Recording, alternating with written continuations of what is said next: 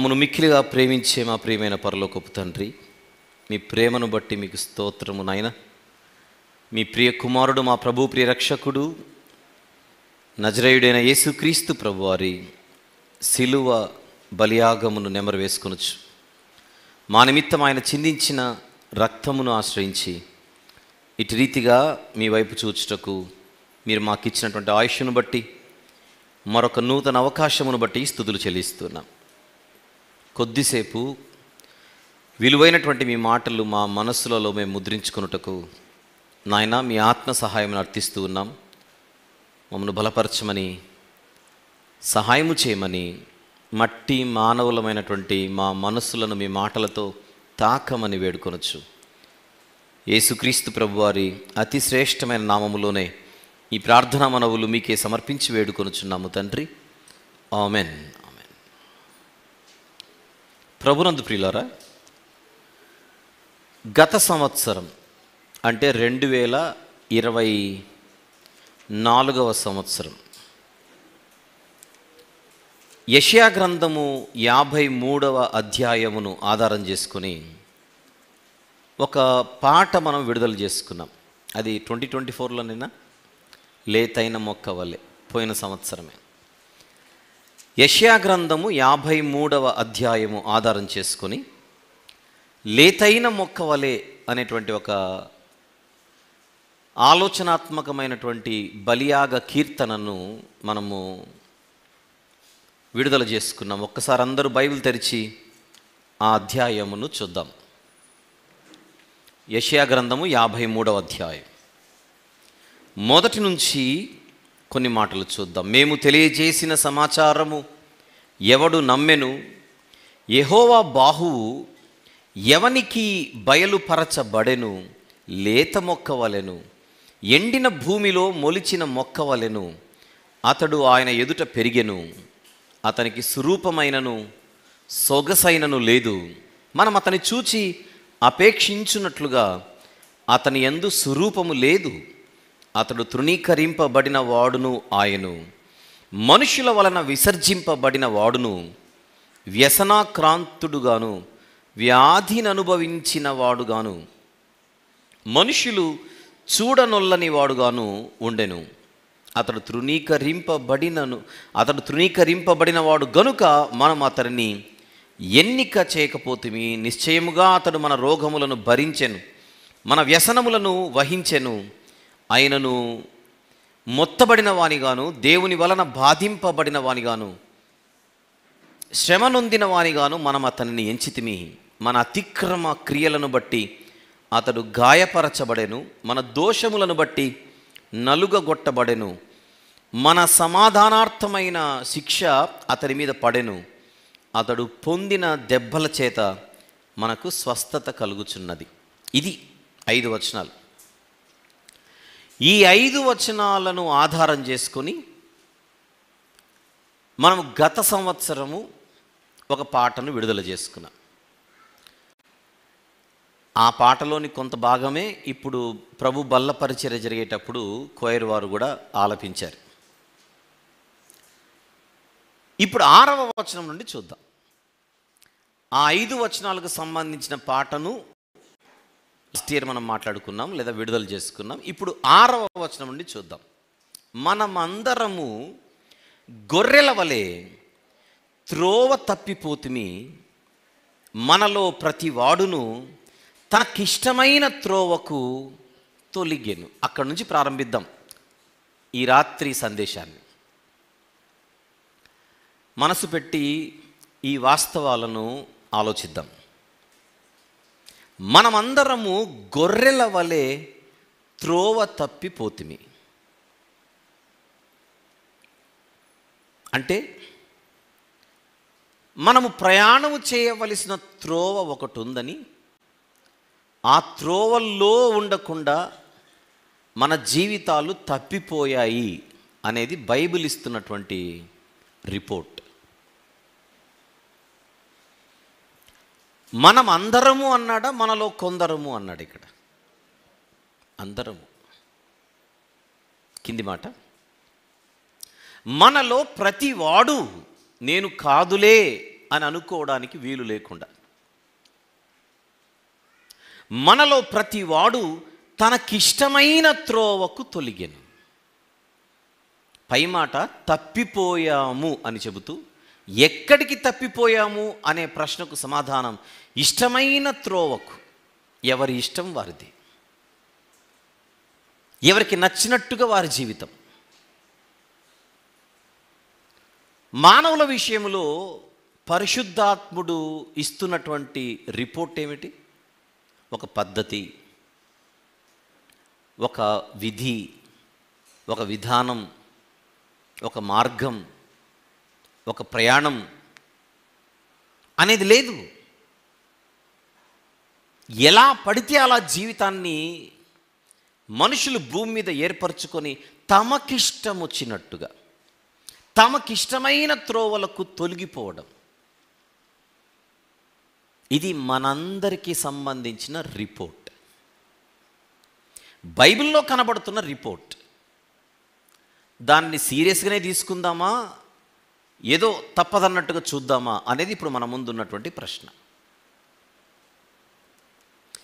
మనము అంటే ఆ తరములో ఉన్నోళ్ళు కదండి, మనం కాదు కదండి అనుకోవడానికి ఏం లేదు. కారణం, మనం ఇంకొక 10 ఆకులు ఎక్కువే తిన్నాము కనుక. అంతేనా? మనం ఫాస్ట్ కదా, ఇంకా వాళ్ళే స్లో.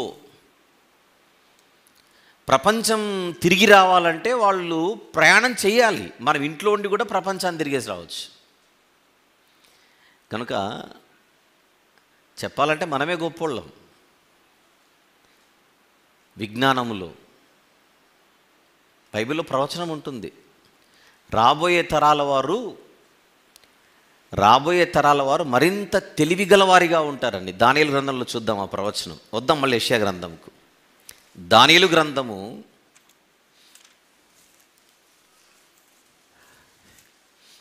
12వ అధ్యాయం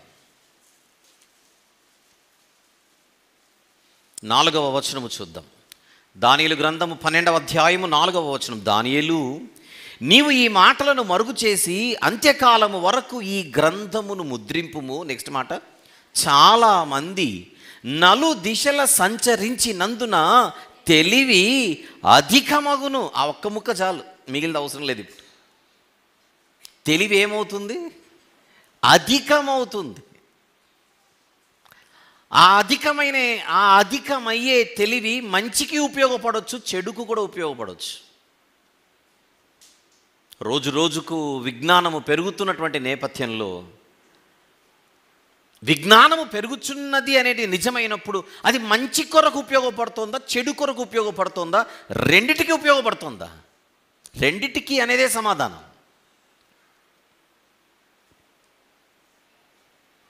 ఎవరికి ఇష్టం వచ్చినట్టుగా,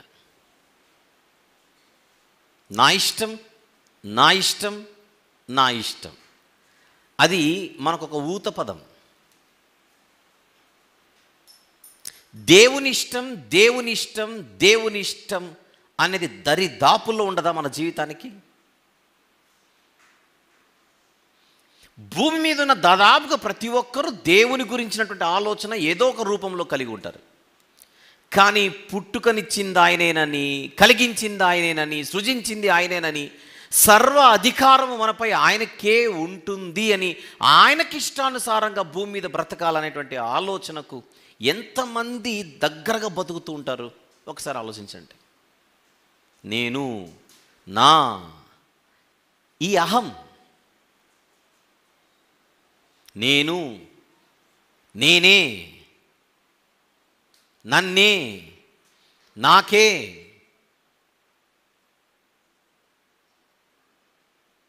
ఈ సెల్ఫ్ ప్రైడ్ మనుషులను దేవుని ఎదుట చాలా దిగజారిన పరిస్థితులు నిలబెడుతుంది.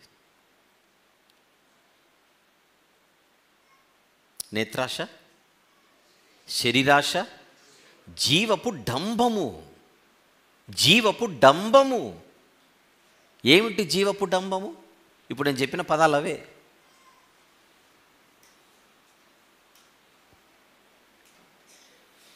అందుకే ఎవడైనను నన్ను వెంబడింపగోరిన ఎడల తనను తాను ఉపేక్షించుకోవాలనే కండిషన్ ప్రభు పెట్టడానికి రీజన్ ఇదే.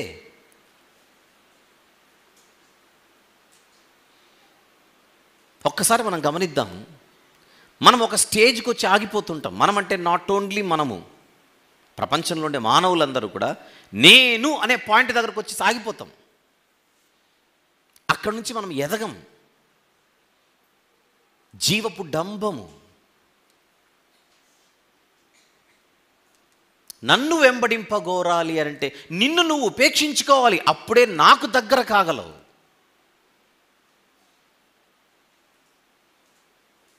అప్పుడు అంటాం దేవునితో మనం, ప్రభువా నీ ఇష్టం ఏంటి చెప్పు ప్రభువా, నీ ఇష్టం ఏంటి, నేను ఎలా ఉండాలి అనేది నీ ఇష్టమో నాకు తెలియచేయి, నేను అలానే బతుకుతాను. అక్కడికి ఎప్పుడు వెళ్ళాలి మనం? ఇప్పుడు న్యూస్ ఛానల్స్ని సందర్భం కాకపోయినా నేను ప్రస్తావిస్తున్నాను, ఒకసారి ఆలోచించండి. జీవపు డంబం రోజు రోజుకి ఎలా పెరుగుతోందనడానికి. ఒకప్పుడు దూరదర్శన్ న్యూస్ వచ్చేది, చెప్పండి ఎంత ప్రశాంతంగా ఉండేది.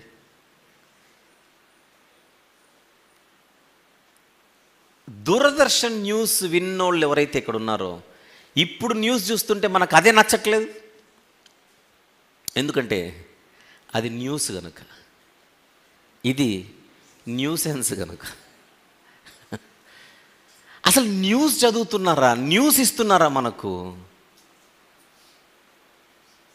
గోల, గొడవ, వివాదం. ఎవరికో ఒకరికి కొమ్ము కాయడం, ఎవరికో ఒకరికి ఒకరి వైపు మొగ్గు చూపడం, స్వార్థం. ఏ వార్తనైనా తీసుకొని వచ్చి ఇంకొక దానికి కలిపి చెరిపి ప్రజెంట్ చేయడం. గొడవలకు కారణాలు అవ్వట్ల న్యూస్ ఛానల్స్ ఈరోజు. గొడవలకు సగం కారణం ఈ ఛానల్స్ కాదా అని నేను అడుగుతున్నాను. ఒకవేళ ఎవరైనా ఏ ఛానల్నైనా విమర్శిస్తే దాని గురించి రోజంతా డిస్కషన్. ఎవరైనా ఒకవేళ ఒక ఛానల్ వారిని విమర్శిస్తే ఇంక రోజంతా అదే. ఇక వాళ్ళని టార్గెట్ చేసి వాళ్ళు చచ్చిపోవాల్సిందే. ఇక ఎందుకు ఇది వచ్చింది ఇప్పుడు ప్రస్తావన? నేను అనే భావనే గొడవలకు కారణమవుతుంది. గమనించండి. లోపాలు లేని వాళ్ళు ఎవరుంటారు? బలహీనతలు లేని వాళ్ళు ఎవరుంటారు? నాలో ఉంటాయి, మీలో ఉంటాయి, అందరిలో ఉంటాయి.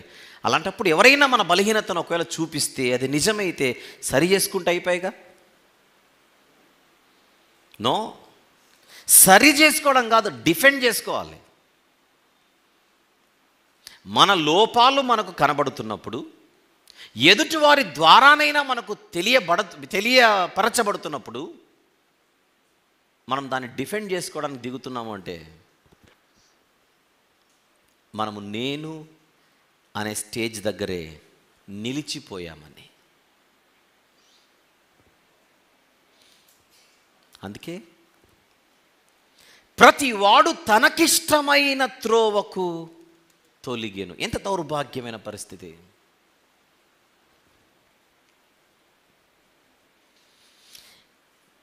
ఇది ఒక నిజమైతే రెండో నిజం ఎంత గంభీరంగా ఉంటుందో చూద్దాం. మనందరం దోషులైపోయాం, కానీ మన అందరి దోషము ఈ రాత్రి మనం మాట్లాడుకుంటున్న యేసుక్రీస్తు ప్రభు పైన పడినది అని కింద మాట చెబుతోంది. యెహోవా మన అందరి దోషమును అతని మీద మోపెను. అసలు ఇప్పుడు ఇది ఎలా న్యాయం? ఆలోచిద్దాం ఒకసారి. ఇష్టం వచ్చినట్టుగా బతుకుతున్నది మనము, బ్రతికినది మనము, కానీ శిక్ష మాత్రము ఏ దోషము ఏ లోపము లేని ఆయన మీద పడడం. అందులో ప్రేమ ఉంది, నేను కాదనట్లా. దేవుని పాయింట్ ఆఫ్ వ్యూలో ఆలోచించట్లా, నేను మన పాయింట్ ఆఫ్ వ్యూ ఆలోచిద్దాం. ఇదెక్కడి న్యాయం? ఇది ఏంటి న్యాయం? ఏంటి మనకు అర్థం కాని న్యాయం ఇది. మన బుర్రలకు అందని న్యాయం ఇది. రోమీలకు రాసిన పత్రిక, వద్దాం ఇక్కడికి.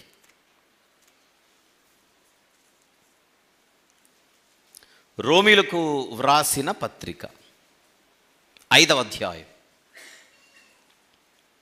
7వ వచనము ఒకసారి చూద్దాం. 7, నీతిమంతుని కొరకు సహితము ఒకడు చనిపోవుట అరుదు, మంచివాని కొరకు ఎవడైనా ఒకవేళ తెగింపవచ్చును. అయితే దేవుడు మన ఎడల తన ప్రేమను వెల్లడిపరచుచున్నాడు. ఎట్లనగా, మనం ఇంకను పాపులమై ఉండగానే క్రీస్తు మన కొరకు చనిపోయాను. అదే మనం చదువుతున్న యెషయా గ్రంథం 53వ అధ్యాయంలో. మన అందరి దోషము ఆయన మీద పడడమేమిటో,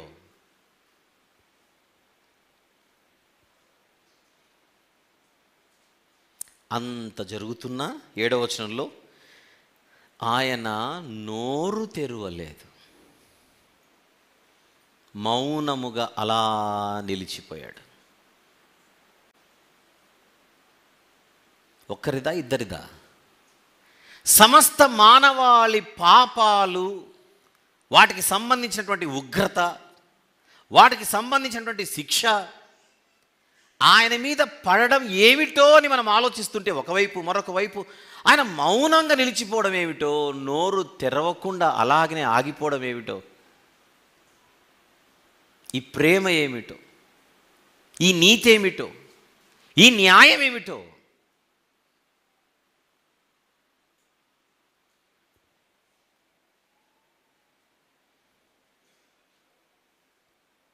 ఆలోచించండి. ఒకసారి ఆలోచించాలి కూడా. మన మధ్యనే ఒకసారి ఒకరు మరొకరిని విపరీతంగా దూషిస్తుంటే, దూషింపబడే వ్యక్తి మౌనంగా ఉంటే, అలా నన్ను మాటలు అంటుంటే మీరు ఎలా తట్టుకుంటున్నారండి అని అడుగుతాం విచిత్రంగా. ఇది మామూలు ఉగ్రత కాదు. ఈ రుణము చాలా పెద్దది. ఈ మట్టి బుర్రలకు అందనంత పెద్దది. ఎంత ఆలోచించినా మనకు వచ్చే ఆలోచనలన్నీ కూడా ఈ బలియాగం దగ్గరకు వచ్చేస్తే, ఈ త్యాగం దగ్గరకు వచ్చేస్తే అలా తక్కువగానే కనబడతాయి. ఒక నిజాన్ని రాత్రి మనము ఆలోచిద్దాం. యేసుక్రీస్తు ప్రభు యొక్క ఆ తగ్గింపు, ఆ బలియాగం, ఇదంతా ఏదైతే ఉందో, దీని గురించి నాకు తెలుసు అని మనం అనుకుంటే మనకు తెలిసింది చాలా చాలా చాలా చాలా తక్కువ. తెలుసుకోవలసింది చాలా ఉంది. ఏమిటా తెలుసుకోవాల్సింది? ఏముంది అక్కడ తెలుసుకోవాల్సింది? ఆయన వచ్చాడు, రక్తం కార్చాడు, ప్రాణం పెట్టాడు, అంతే కదా, ఇంకేముంది అని మనం అనుకోవచ్చేమో. కానీ అందులో ప్రేమ, ఆ ప్రేమను ఎలా మనం వర్ణించాలి? ఆ సహనాన్ని ఎలా వర్ణించాలి? ఆ మౌనాన్ని ఎలా వర్ణించాలి?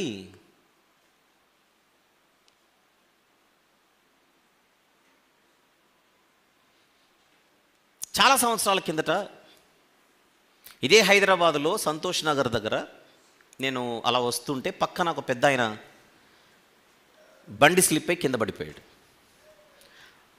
10 మంది వెంటనే గుమికూడారు. ఆ పెద్ద ఆయన అడుగుతున్నారు, మీ ఇంటికి ఫోన్ చేసి చెబుతాము, కొంచెం చిన్న చిన్న దెబ్బలు తగిలాయి కదా, ఫోన్ నంబర్ ఇవ్వండి అంటే ఇవ్వట్లా మనిషి. నాకేం అవ్వలేదు, పర్వాలేదు అని అంటున్నాడే కానీ ఇంటిలో ఉన్నోళ్ళ ఫోన్ నంబర్లు ఇవ్వట్లా. ఏమిటి, వాళ్ళు టెన్షన్ పడతారేమోనని ఫోన్ నంబర్ ఇవ్వట్లా. నాకేం పెద్దగా అవ్వలేదులేండి, ఏం పర్లేదులేండి అని అంటున్నాడు. కానీ ఆల్రెడీ గాయాలయ్యాయి, ఇబ్బందిగానే ఉన్నాడు. కానీ కుటుంబీకులను టెన్షన్ పెట్టదలుచుకోలేదు. అతని వయసును బట్టి మనం ఊహించుకోవచ్చు, బహుశా వాళ్ళ శ్రీమతి కూడా అంతే పెద్ద ఆవిడ ఉండొచ్చు, వాళ్ళు టెన్షన్ పడతారనేటువంటి ఒక ఉద్దేశం అయి ఉండొచ్చు అని నా భావన.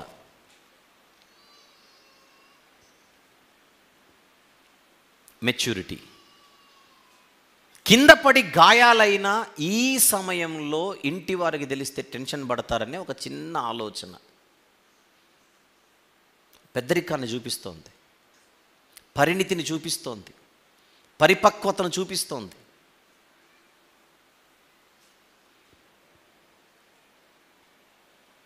మరి ఈ మౌనం, ఈ సహనం, ఈ త్యాగం ఈ ప్రేమ రోడ్డు పక్కన పడిన వ్యక్తి దగ్గరికి వెళ్ళి 10 మంది మీ ఇంటి అడ్రస్ చెప్పండి, మీ ఫోన్ నంబర్ ఇవ్వండి అని అంటే ఆయన ఎంతమంది గురించి ఆలోచించుంటాడు? మహా అంటే ఒక వ్యక్తి గురించో, ఇద్దరు గురించో, ముగ్గురు గురించో, కుటుంబంలో అంతకంటే ఏమి ఉంటారు, ఒక నలుగురు అనుకుందాం. ఒక నలుగురు ఐదుగురు గురించి మాత్రమే ఆయన ఆలోచిస్తున్నాడు. ఒక తల్లి ఆరోగ్యం బాగలేక పడక మీద ఉంటే నాకేమైనా అవుతుందేమో అనే ప్రశ్న ఆమెకు వస్తే ఆమె వెంటనే ఆలోచించేది ఎవరి గురించి? ఇంత పెద్ద ప్రపంచంలో ఆమె ఆలోచించేది ఎవరి గురించి చెప్పండి? పిల్లల గురించి. భర్త గురించి కూడా కాదు, ఫస్ట్ పిల్లలు. నాకేమన్నా అయితే చెప్పండి, నా పిల్లల పరిస్థితి ఏంటి? నా పిల్లల పరిస్థితి ఏంటి? ఎంతమంది? ఇద్దరు లేదా ముగ్గురు లేదా నలుగురు. మరణించే ముందు ఒకవేళ మనం ఆలోచిస్తే వేళ్ల మీద లెక్క పెట్టవచ్చు మనం ఎంతమంది గురించి ఆలోచిస్తామని.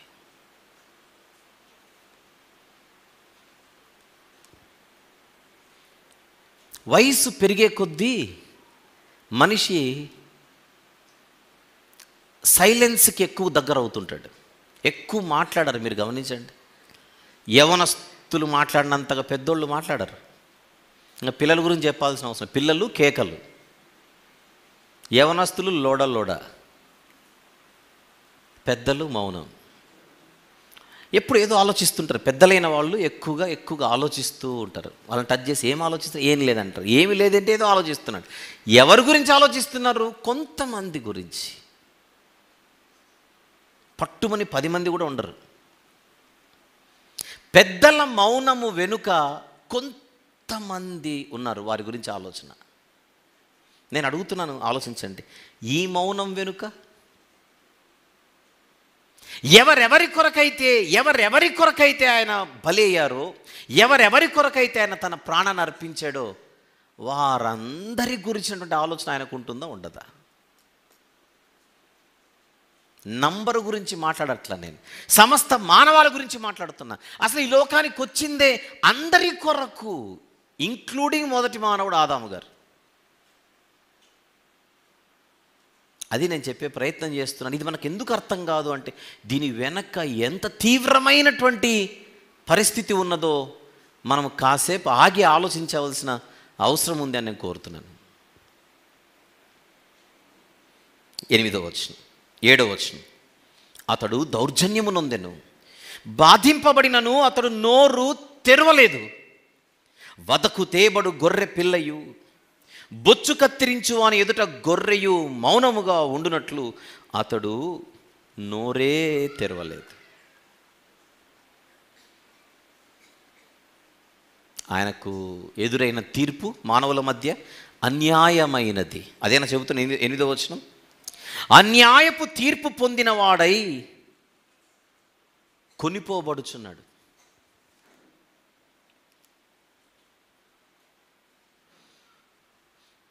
అనేక మంది జనులు, జన సమూహము ఉన్నప్పటికీ ఒంటరిగా ఆయన సిలువ యాత్ర.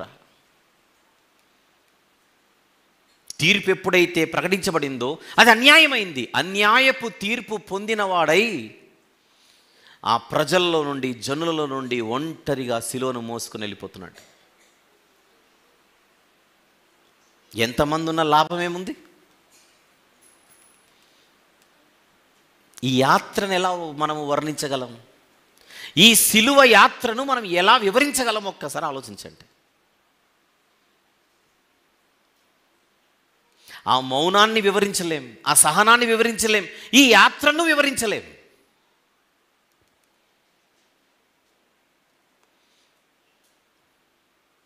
యేసు ప్రభు మనసులోనికి ఒక్కసారి తొంగి చూసే ప్రయత్నం చేస్తే ఆ యాత్రంతటా మౌనమే. అంటే ఆలోచించే శక్తి ఆయనకు లేదని కాదు, ఆ స్థితిలో ఇంక్లూడింగ్ నేను, ఇంక్లూడింగ్ మీరు, మనందరము కూడా ఆయన మనసులో లేమంటామా? ఆలోచించండి.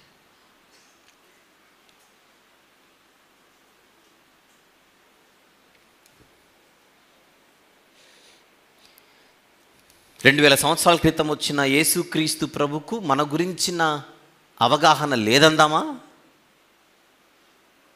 అమ్మో, ఇంతమంది ఆయన మనసులో ఉన్నారు అనేది నిజమైతే ఇంత గంభీరమైనటువంటి సంఘటనను అసలు గ్రహించుటకు మనం ఏపాటివారు? ఇష్టమైన త్రోవలకు తొలగిపోయి ఇష్టమైనట్టుగా బతికేస్తూ ఏదో సాంప్రదాయబద్ధంగా ఈ సిలువను గురించిన వార్తను మనం ఆలోచిస్తే కుదరదు.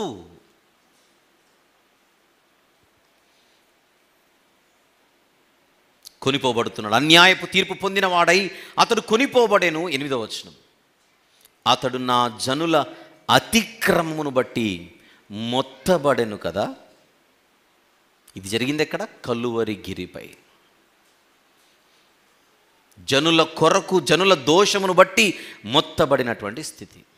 విషయం ఏంటంటే, ఆ రోజు ఆయనను సిలువ వేస్తున్న వారు ఎవరైతే ఉన్నారో ఆయన మరణించేది వారి కొరకు కూడా.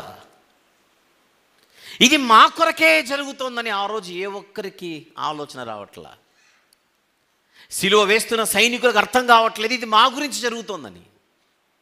తీర్పును ప్రకటించినటువంటి అధిపతులకు తెలియదు ఇది మా గురించి జరుగుతోందని. ఆయనను అప్పగించిన వారికి తెలియదు ఇది మా గురించి జరుగుతోందని. ఆయనపై కుట్ర పనినటువంటి ఆనాటి పెద్దలకు తెలియదు ఇది మా గురించి జరుగుతోందని. ఎవరు ఆలోచించట్లా. ధర్మశాస్త్రంపై అవగాహన కలిగిన వారు సహితం దీనిని ఆలోచించలేని పరిస్థితిలో ఉన్నారు. అది ఆనాటి పిక్చర్.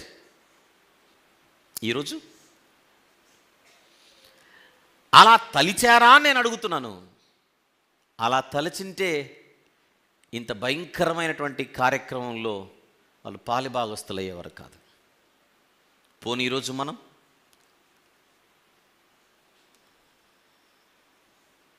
ఆనాటి యూదులే నిన్ను చంపిరనుకొంటి కాదు కాదయ్యయ్యో నా పాప దోషములే అని పాట.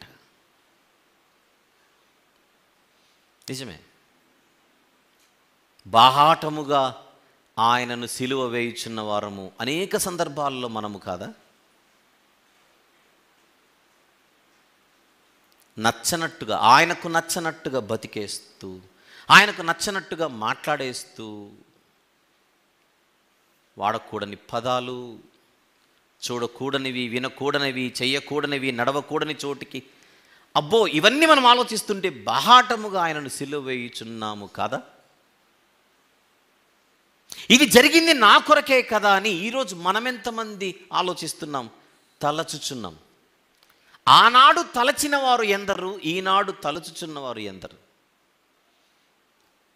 క్రీస్తు యేసు ప్రభు యొక్క బలియాగం జరిగింది మనలను పరిశుద్ధులుగా, నిర్దోషులుగా నిలబెట్టుటకే.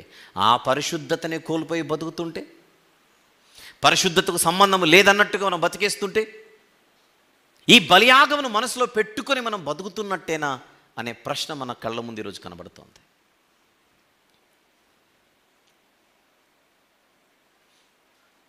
తొమ్మిదో వచనం చూద్దాం. 8వ వచనం, సజీవుల భూమిలో నుండి అతడు కొట్టివేయబడెను, అయినను అతని తరము వారిలో ఈ సంగతి ఆలోచించిన వారు ఎవరు?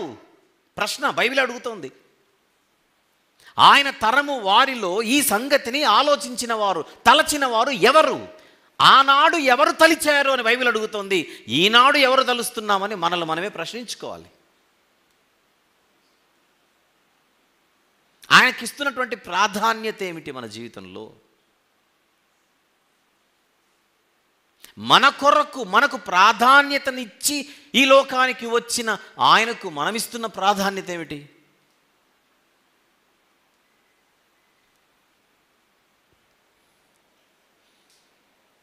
తొమ్మిదవ వచనం, అతడు మరణమైనప్పుడు, మరణమయ్యాడా? అయ్యాడు. కొంతమంది పాత నిబంధనలు ఎక్కడ ఆయన మరణిస్తాడని ఏం లేదండి అంటుంటారు. ఇది మరణమే. దాని పేరు మా పక్కన రా పక్కన నా పక్కన ము అంటే మరణం అంటారు దాన్ని. మరణమైనప్పుడు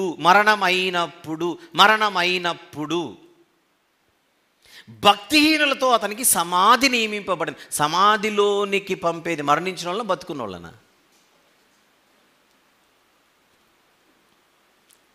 సిలువను గూర్చినటువంటి వార్తను కలుషితము చేసి దాన్ని చెరిపి అసలు ఆయన చనిపోలేదు, దెబ్బలు మాత్రమే తిన్నాడు, చనిపోలేదు, గాయాలు మాత్రమే అయ్యాయి, ఆయన తప్పించబడ్డాడు అనే కథలు చెప్పేవాళ్ళు ఈరోజు ఉన్నారు. బైబిల్ను చూపిస్తూ బైబిల్లో ఎక్కడ కూడా పాత నిబంధనలో ఆయన మరణించినట్టుగా లేదు అని చెప్పేవాళ్ళు ఉన్నారు. మరణమైనప్పుడు అని తెలుగులోనే ఉంది అక్కడ, సమాధి.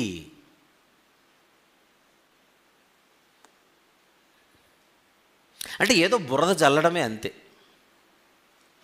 బురద చల్లడమే.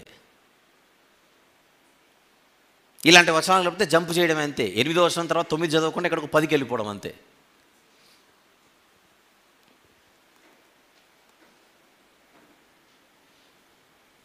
ఏమంటుంది 9వ వచనం? అతడు మరణమైనప్పుడు భక్తిహీనులతో అతనికి సమాధి నియమింపబడెను, ధనవంతుని యొద్ద అతడు ఉంచబడెను, నిశ్చయముగా అతడు అన్యాయమేమీ చెయ్యలేదు, అతని నోట ఏ కపటము లేదు, ఏ కపటము లేదు.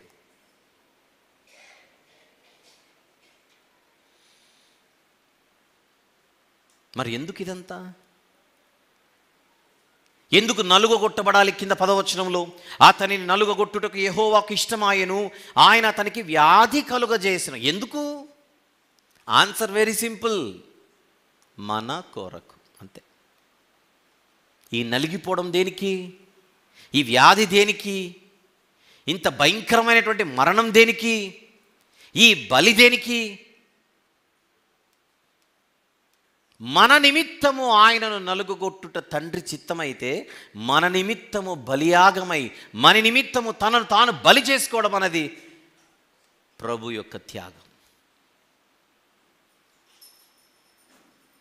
అందుకే రోజు ఆలోచించాలి. సిలువను గూర్చిన ఈ సందర్భాన్ని ప్రతిరోజు మనము ధ్యానించాలి, ప్రతిరోజు మనం ఆలోచించాలి. అప్పుడే మనం ఆయనకు మరింత దగ్గర అవుతాం.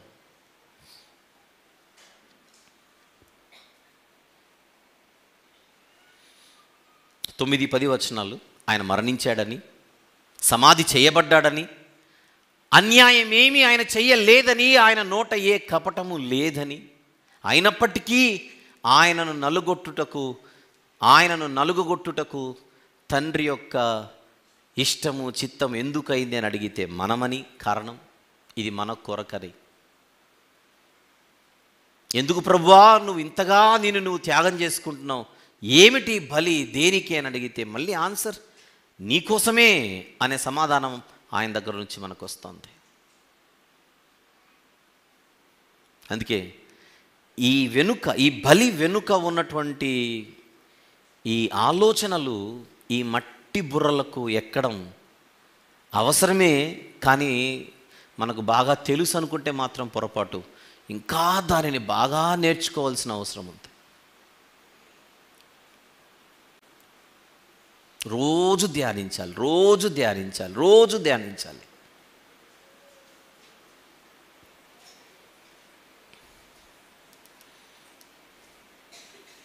వద్దామా కిందికి?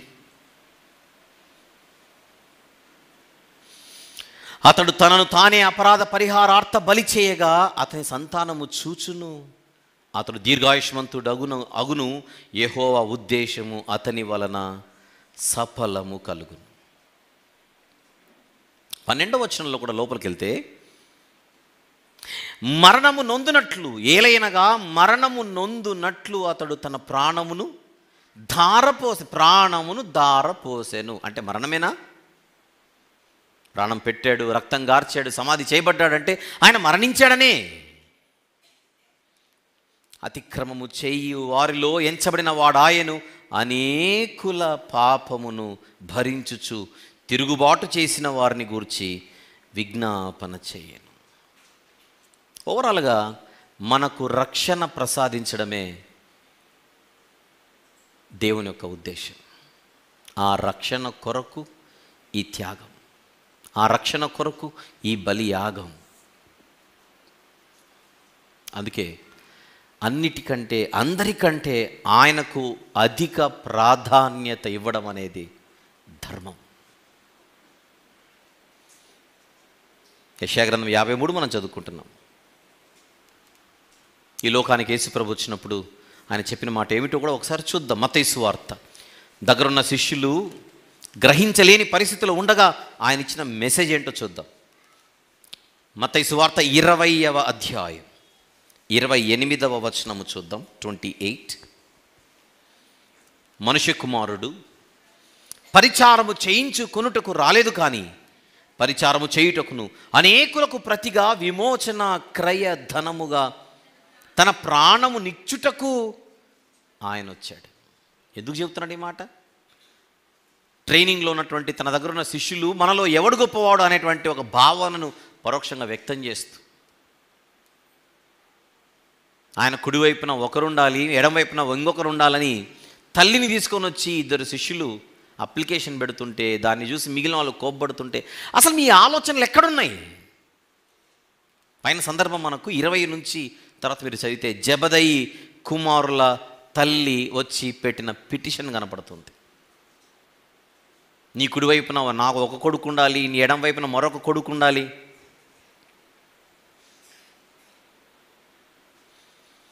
ఇరవై 24వ వచనంలో తక్కిన 10 మంది శిష్యులు ఈ మాట విని ఆ ఇద్దరు సహోదరుల మీద కోపపడిరి.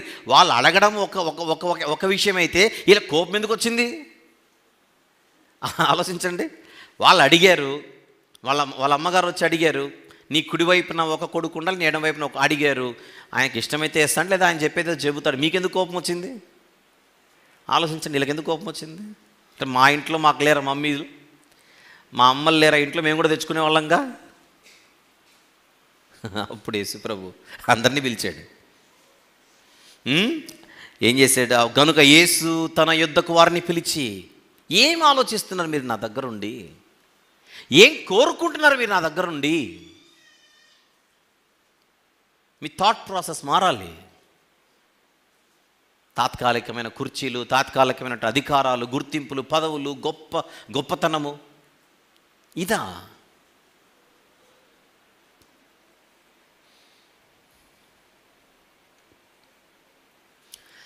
అనేకులకు ప్రతిగా విమోచన క్రయధనముగా తన ప్రాణము నిచ్చుటకు వచ్చాను, రుణము చెల్లించుటకు, పాప రుణమును చెల్లించుటకు. అదే మనం చూస్తున్నాం యెషయా గ్రంథము 53వ అధ్యాయంలో. ప్రాణమును ఏం చేశారు ఆయన? 53వ అధ్యాయంలో చెబుతున్నమాట, ధారపోసెను. దేనికి? మనకు జీవాన్ని అనుగ్రహించుటకు. 12వ వచనం, యెషయా గ్రంథము 53వ అధ్యాయము 12వ వచనం. ఏలయనగా మరణము నొందునట్లు అతడు తన ప్రాణమును ధారపోసాను. ఎందుకు ప్రాణమును ధారపోసాడు? మనకు జీవాన్ని అనుగ్రహించడానికి.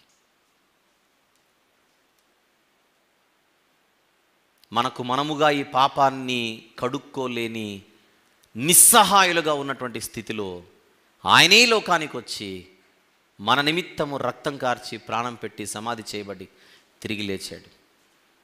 ఈ బలియాగం దేనికి అని అడిగితే మనకు జీవాన్ని ఇవ్వడానికి. ఈరోజు మనం పెద్ద ఖర్చు పెట్టాల్సిన అవసరం లేదు. ఈరోజు ఎవరైనా ప్రపంచంలో చేయవలసింది ఒకే ఒక్కటి, విశ్వాసముతో శిలువ దగ్గరికి రావడం, మన పాప స్థితిని హృదయపూర్వకముగా నోటితో ఒప్పుకోవడం, ఆయనను ప్రభువుగా, రక్షకునిగా, మన దేవునిగా స్వీకరించడం, పాపాలు కడగమని, ఈ ఉచితమైన రక్షణను ప్రసాదించమని హృదయపూర్వకంగా ప్రార్థించడం, అంతే. అదే ఈ కరుణామయునితో మనము నిత్యము ఉండడానికి దోహదపడుతుంది. విశ్వాసం వినుట వలన విశ్వాసము కలుగును, అది క్రీస్తును గూర్చిన మాట వలన కలుగును. అదే శిలువ సందేశం. గొర్రెల వలె త్రోవ తప్పిన మనము, అంటే మానవులు, ఇష్టమైన త్రోవలకు తొలగిపోయిన మానవులు గ్రహించవలసిన శిలువ సందేశం ఇది.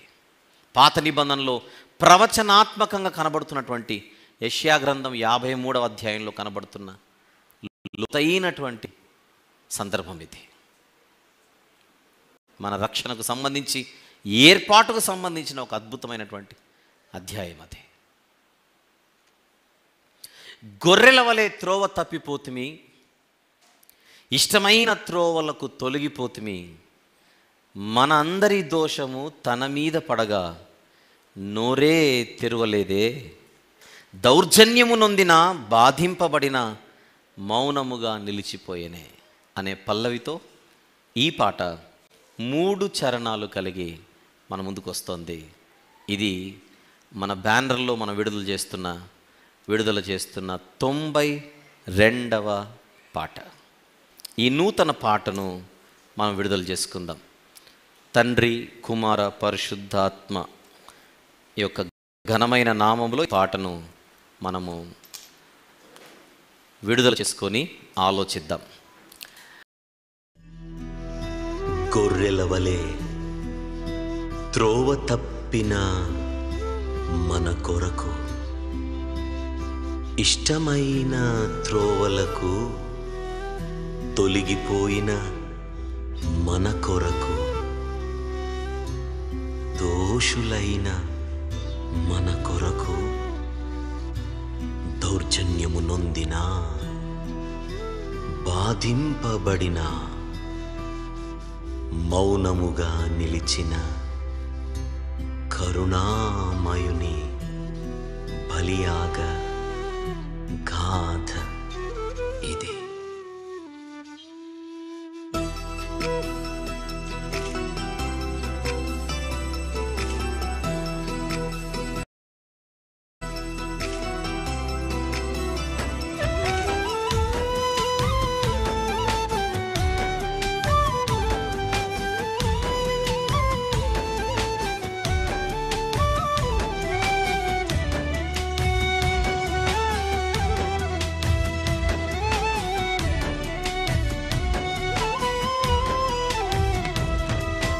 గొర్రెల వలె త్రోవ తప్పిపోతిని, ఇష్టమైన త్రోవలకు తొలగిపోతిని.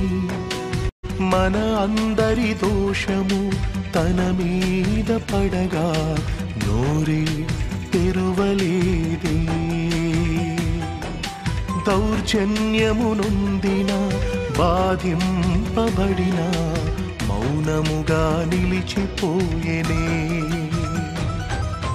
గొర్రెల వలె త్రోవ తప్పిపోతిని, ఇష్టమైన త్రోవలకు తొలగిపోతిని.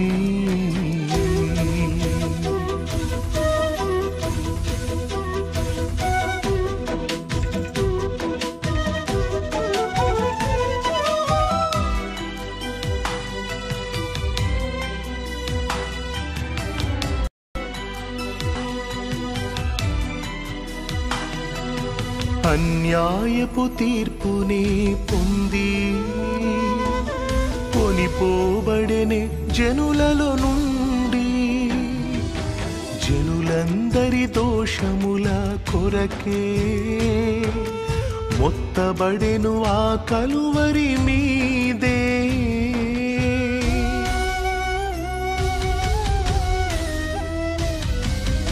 అన్యాయపు తీర్పుని పొంది కొనిపోబడెనే జనులలో నుండి. జనులందరి దోషముల కొరకే మొత్తబడెను ఆ కలువరి మీదే. తమ కొరకే ఇది అంతయు జరిగిందని ఆనాడు ఎవరైనా ఒకసారి తలచారా? మన కొరకే ఇది అంతయు జరిగిందని నాడు ఎవరైనా ఒకసారి తలచామా?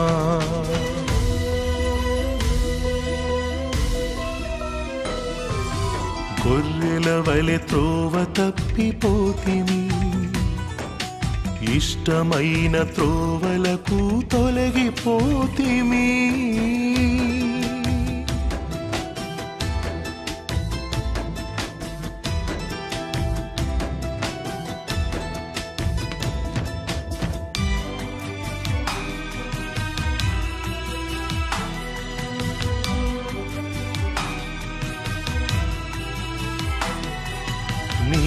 నియమింపబడెను తనకు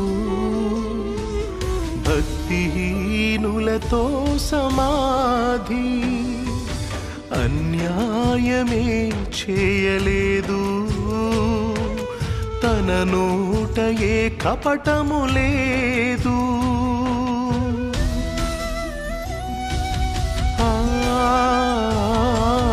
నియమింపబడెను తనకు భక్తిహీనులతో సమాధి, అన్యాయమే చేయలేదు, తన నోట ఏ కపటము లేదు. మన కొరకే ఆ ప్రభువును నలుగగొట్టి వ్యాధిని కలుగచేయుటయే తండ్రి చిత్తమే. మన కొరకే తనను తాను బలి పశువుగా మార్చుకొని పరిహారం చెల్లించుట తన త్యాగమే.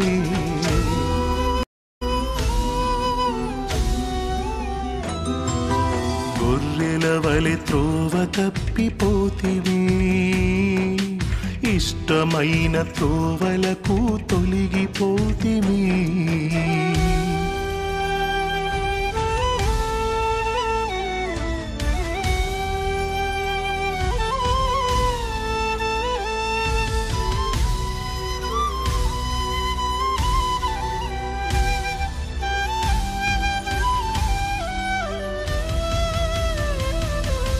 నెరవేరిను ఆ తండ్రి చిత్తమే, అది ఆ క్రీస్తేసుని బలియాగమే.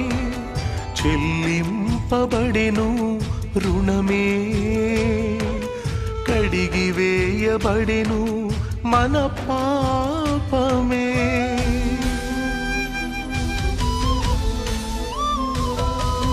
నెరవేరిను ఆ తండ్రి చిత్తమే, అది ఆ క్రీస్తేసుని బలియాగమే. చెల్లింపబడెను రుణమే, కడిగి వేయబడెను మన పాపమే. ప్రాణమునే ధారపోసి మరణమునే తాను పొంది జీవముని మనకందరికీ ఇవ్వగా, సిలువనొద్దకే చేరి పాపములే ఒప్పుకొని కరుణామయునితో నిత్యముందుము.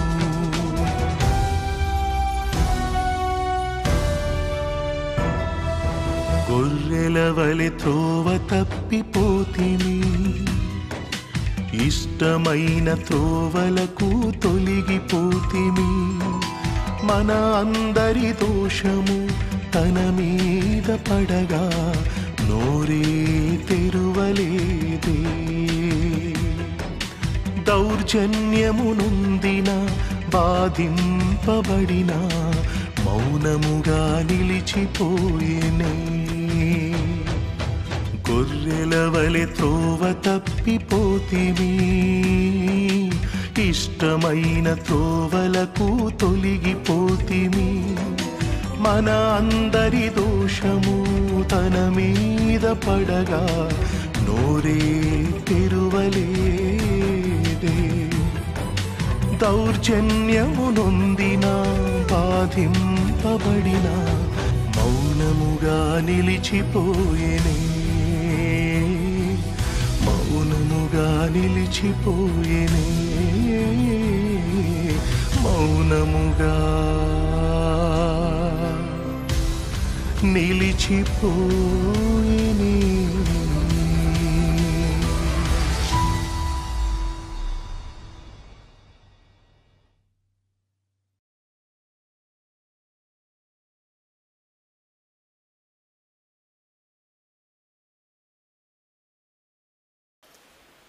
ప్రభునందు ప్రియులారా, ఎన్ని కోణాలలో వర్ణించిన ఆయన బలియాగాన్ని మనము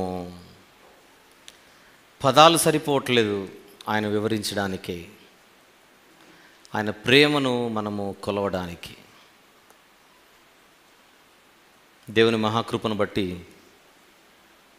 ఈ 2025వ సంవత్సరంలో ఆయన బలియాగానికి సంబంధించి మరి ఒక్క కీర్తనను ఇటు రీతిగా మనము పొందడానికి దేవుడు ఎంతగానో కృప చూపాడు.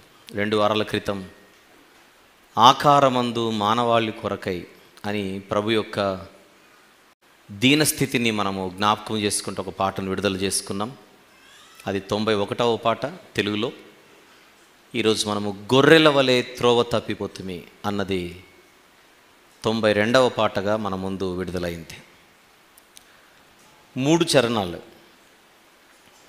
యెషయా గ్రంథం 53వ అధ్యాయంలో మొదటి 5 వచనములను ఆధారం చేసుకొని పోయిన సంవత్సరము లేతైన మొక్క వలె అనే పాటను మనం విడుదల చేసుకున్నాం.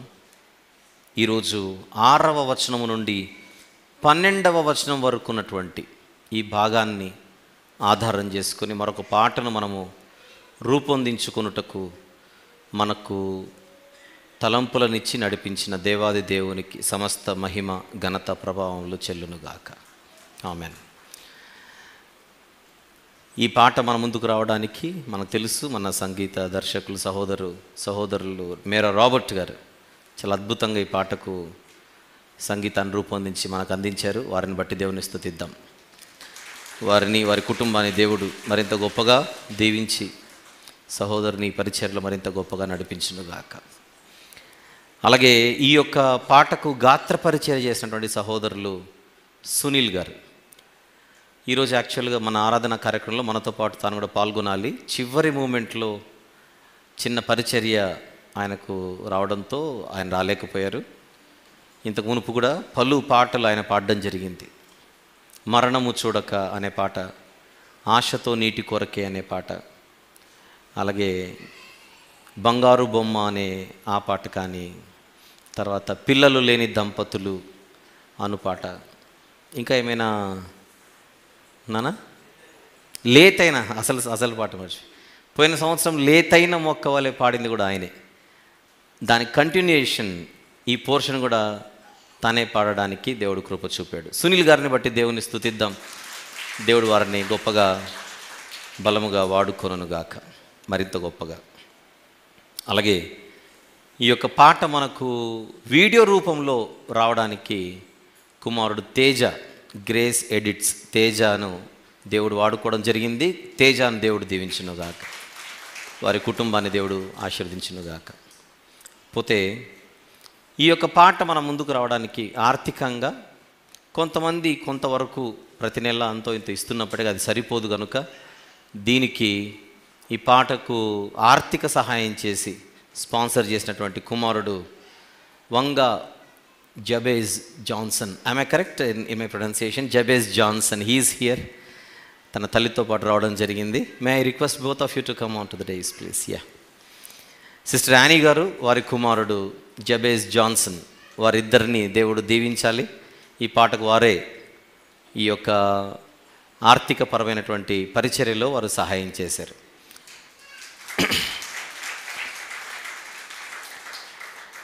యాక్చువల్లీ ఇది గుడ్ ఫ్రైడే రోజున రిలీజ్ చేద్దాం అనుకున్నాము. మనకు డే టైం కనుక సాంగ్ అంత వాతావరణం సరిపోదని ఈరోజు రిలీజ్ చేసాం. ఒకవేళ మనం గుడ్ ఫ్రైడే రోజునే కనుక రిలీజ్ చేసింటే అదే రోజు బాబు యొక్క బర్త్డే, 2 కలిసి వచ్చేవి. కానీ మనం ముందుగానే మనమే ఫస్ట్ చెప్దాం కుమారునికి, wish you a very happy birthday, please do come. God bless, God bless.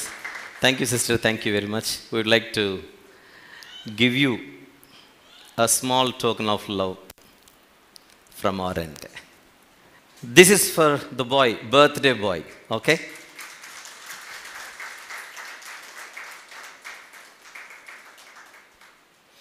God bless you. Thank you very much. Thank you sister. Thank you very much once again. Right. వారిద్దరిని బట్టి దేవుని స్తుతిద్దాం మరొకసారి ప్రియులారా.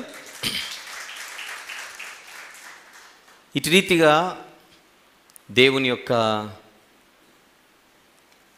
ప్రేమను వర్ణించడానికి మనకు అనేకమైనటువంటి ఆలోచనలు దేవుడు ఇస్తూ ఉండడం, అందుని బట్టి దేవునికి స్తోత్రం. ఇంకొక 8 పాటలు తెలుగు భాషలో మనము పూర్తి చేసుకుంటే 100 పాటలు పూర్తవుతాయి. వాటి కొరకు కూడా ప్రార్థన చేయండి దయచేసి. 100 పాటలు పూర్తయిన తర్వాత అప్పుడు మనము పాటల పుస్తకాన్ని విడుదల చేసుకుంటాం. సాంగ్స్ బుక్స్ కూడా అడుగుతున్నారు కొన్ని చోట్ల. సాంగ్స్ బుక్స్ని మనం విడుదల చేసుకోవడానికి 100 అయితే బాగుంటుంది ఒక పుస్తకంలో అన్న ఉద్దేశంతో ఆగుతూ వస్తున్నాం. మనకు 100వ సాంగ్ విడుదలయ్యే రోజునే మనకు పాటల పుస్తకాలు కూడా విడుదలవుతాయి. ఓకే, వాటి నిమిత్తం కూడా ప్రార్థన చేద్దాం. ఇకపోతే మనకు మిగిలిన 8 పాటలు రెడీగా ఉన్నాయి. అందులో వచ్చే వారము మనం విడుదల చేసుకోవడానికి కూడా ఒకరు మనకు ఆర్థిక పరమైనటువంటి సపోర్ట్ చేశారు. వారి గురించి వచ్చే సండే మాట్లాడుకుందాం. మిగిలిన 7 పాటలకు మనకి ఇంకా ఎవరు ముందుకు రాలేదు. వారి నిమిత్తం కూడా ప్రార్థన చేద్దాం. ఒకవేళ ఎవరైనా మనకు ముందుకు వస్తే ఆ 7 సాంగ్స్ని కూడా మనం వీలైనంత త్వరలో మనము రూపొందించుకోవడానికి వీలవుతుంది. ప్రార్థించవలసిందిగా మనవి. మరి ఈరోజు గొర్రెల వలె త్రోవ తప్పిపోతుమి అనేటువంటి పాటను దేవుడు మనకిచ్చారు. ఈ పాట దేవుని చిత్తమైతే రేపటికంతా మన YouTube channel Bible trust media అనేటువంటి ఛానల్లో విడుదలవుతుంది. నేర్చుకుందాం. మన కోయర్ వారు కూడా నేర్చుకుంటారు. వచ్చే గుడ్ ఫ్రైడే రోజున మీరు ఈ పాట పాడతారు. ఇది భవిష్యత్ ప్రవచనం. ఓకే, చక్కగా నేర్చుకొని మనం సిద్ధపడదాం. అలాగే దేవుడు మనకు ఈ పాటల పరిచర్యలో కూడా చక్కగా నడిపిస్తున్నందుకు దేవుని ఎంతగానో స్తుతించాలి. మనకి ఇది చాలా పెద్ద పరిచర్యే. చిన్నవారమైనటువంటి మనల్ని దేవుడు వాడుకుంటున్నాడు. అంతకంటే ఇక్కడ విషయం ఏం లేదు. మనము ఇంతకుముందు నేను ఒక ప్రతిపాదన చేసి ఉంటే పాటల పరిచర్య కొరకు మనం సపరేట్గా కొంచెము డెడికేట్ అవ్వాలి. ఎందుకంటే ఒక పాటకు మనకు కనీసం ఒక 60,000 రూపాయలు ఖర్చు అవుతుంది కనుక ఇది అందరికీ భారభరితమైందే కనుక మనం ఒక టీమ్గా ఫామ్ అయ్యి ఎవరైనా నెలకు ఒక 1,000 రూపాయలు చొప్పున, అంతేనా అనుకుంది ఇఫ్ ఐఎమ్ నాట్ రాంగ్, నెలకు ఒక 1,000 రూపాయలు చొప్పున వీలైనంత మంది దీని కొరకు ముందుకు వస్తే నిరంతరాయంగా మనం కొనసాగించవచ్చు. మీరు నమ్మరు, ఇంకొక 40 పాటలు రెడీగా ఉన్నాయి, 40 సాంగ్స్. అందులో ఒక 8 చేసుకుంటే 100 అవుతాయి. కానీ మనకు రన్ అవ్వాలి కదా, ఇంజన్ రన్ అవ్వాలంటే లోపల డీజిల్ ఏదో పవర్ ఉండాలి. కనుక నెలకు ఒక 1,000 రూపీస్ వీలైనంత మంది దీని కొరకు రాగలిగితే మనం ఎటువంటి టెన్షన్ లేకుండా ముందుకెళ్ళొచ్చు. ఇప్పుడు ఎవరైనా ఇప్పుడు సిస్టర్ గారు ముందుకు వచ్చినట్టుగా ఎవరైనా వచ్చినప్పుడు మనకు ప్రతి నెల మనకు పెద్దగా ఏం రాదు కనుక అవి వెంటనే మనకు యాడ్ అయ్యి ఒక సాంగ్ని ఇమీడియట్గా మనం వర్క్ స్టార్ట్ చేసుకోవడానికి వీలవుతుంది. ఓకే, ఒకవేళ మీకు అలాంటి ప్రేరణ ఉంటే 8106882392 అనే నంబర్కి 8106882392 అనే నంబర్కి మీరు సపోర్ట్ చేసిన ఫోన్పే ఆర్ గూగుల్ పే చేసినా కూడా పంపించేటప్పుడు దిస్ ఇస్ ఫర్ సాంగ్స్ అని పెడితే చాలు. మీ పేరు మెన్షన్ చేయండి. మీ పేరు మెన్షన్ చేసి ఫర్ సాంగ్స్ అని పెడితే will note it and will continue to remember you in our prayers. ఒకవేళ ఇప్పుడు మీరు ప్రత్యక్షంగా ఉంటున్న వాళ్ళు మేము కూడా ఇందులో పాల్గొనాలనుకుంటే క్రింద శ్రీనివాస్ గారు ఉంటారు, వారికి మీరు పేరు ఇచ్చినా సరిపోతుంది. ఎవ్రీ మంత్ ఇప్పుడు పేరు ఇచ్చి ఎవ్రీ మంత్ పేరు ఇవ్వాల్సిన అవసరం లేదు, పేరు ఒక్కసారి ఇస్తే సరిపోతుంది. మీ సపోర్ట్ని ఎవ్రీ మంత్ ఇస్తే సరిపోతుంది. ఓకే, దేవుడు మరొక్కసారి మన ఎడల చూపుతున్నటువంటి గొప్ప ప్రేమను బట్టి కృపను బట్టి దేవుని స్తుతిస్తూ మిషనరీ పరిచర్యను ముగించుకొని మన వాళ్ళు ప్రయాణమై వస్తూ ఉన్నారు. వారి ప్రయాణం కొరకు కూడా మనం ప్రార్థన చేద్దాం. క్షేమకరంగా వారు మన మధ్యకు చేరాలని ప్రార్థన చేసుకుందాం. ప్రేమగల తండ్రి, జీవం గల నాయన, పరిశుద్ధులైన మహా గొప్ప దేవ, ఈరోజు మీరు మాకు ఇచ్చినటువంటి చక్కని భాగ్యమును బట్టి స్తుతులు చెల్లిస్తూ ఉన్నా. ఘనమైన దేవ, మీ కుమారుని బలియాగం ఎంత ఉన్నతమైనదో మేమైతే అర్థం చేసుకున్నట్టుకు మా జ్ఞానము సరిపోవట్లేదు. ఆ మౌనము వెనుక ఉన్న ఆలోచనలు, ఆ త్యాగము వెనుక ఉన్న ఆలోచనలు, ఆ సహనము వెనుక ఉన్న ఆలోచనలు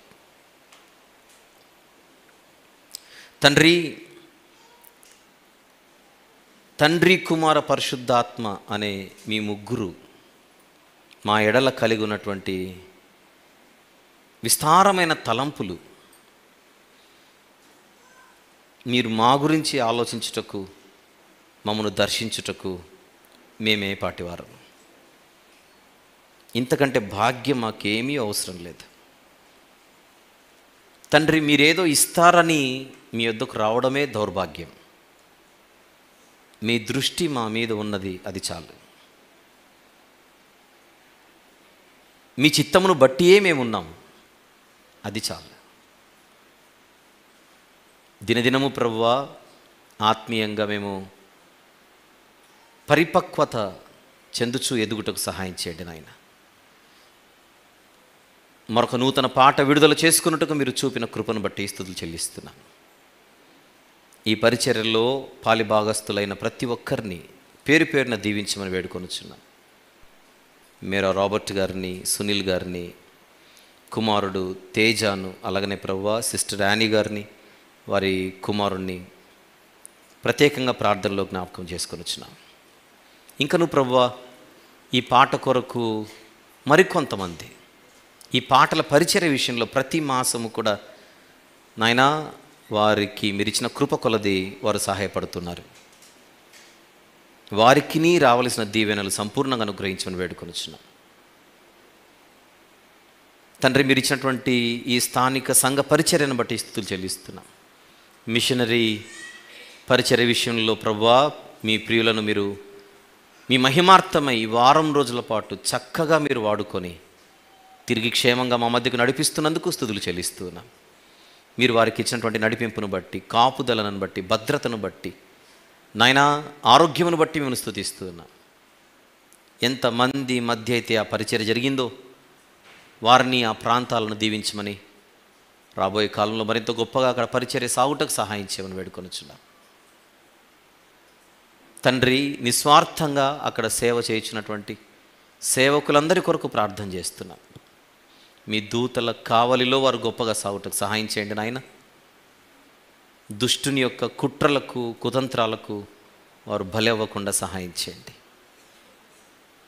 తండ్రి. మిషనరీ పరిచర్య విషయంలో ఎందరైతే ముందుకొచ్చారో, వస్త్రాల విషయంలో కానీ, ఆర్థికపరమైన విషయంలో కానీ, ప్రార్థన విషయంలో కానీ, సహకారం విషయంలో కానీ, పని విషయంలో కానీ, ఆలోచనల విషయంలో కానీ, నాయన పేరు పేరున వారందరినీ కూడా దీవించమని ప్రార్థిస్తున్నాం. మా ప్రియులు ఎందరో ప్రభువా వృద్ధాప్యంలో ఉంటూ ఉన్నారు.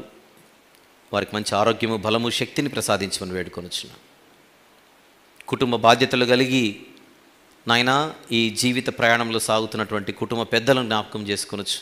ఏ విషయాలలో అయితే మీ వైపు వారు చూస్తూ ఉన్నారో వాటన్నిటి విషయంలో నాయనా మరి మీరే కృప చూపి సహాయము చేసి బలపరచమని ప్రార్థన చేస్తున్నాం. యవన బిడ్డలు ప్రభువా యవన కాలమందు మీ కాడిని మోసే బలవంతులుగా వారి ఎదుట కనబడుటకు సహాయం చేయండి. చిన్నపిల్లలు నాయన వయసునందు మాత్రమే కాకుండా మీ జ్ఞానమందు వర్ధిల్లుటకు సహాయం చేయండి. సంఘంలో ఉన్నటువంటి చిన్నపిల్లల పరిచర్య, యవనస్తుల పరిచర్య, స్త్రీల సమాజం వారు చేస్తున్నటువంటి పరిచర్య, ఆన్లైన్ ఆఫ్లైన్ ద్వారా జరుగుతున్నటువంటి పరిచర్యలు ప్రభువా, బైబిల్ అకాడమీ ద్వారా నేర్చుకుంటున్నటువంటి అనేక మంది విద్యార్థులు, మరి ప్రేయర్ కమిటీ వారు నిర్వహిస్తున్నటువంటి పరిచర్య, చర్చ్ మెంబర్షిప్ రివ్యూ కమిటీ వారు చేస్తున్నటువంటి పరిచర్య ప్రభువా, వీటన్నిటిని దీవించమని, అనుబంధ సంఘాలను జ్ఞాపకం చేసుకొనుచున్నాం, బలపరచమని ప్రార్థన చేస్తున్నాం. ఈ వారంలో జరగనటువంటి కార్యక్రమాలన్నింటినీ దీవించండి ప్రభువా.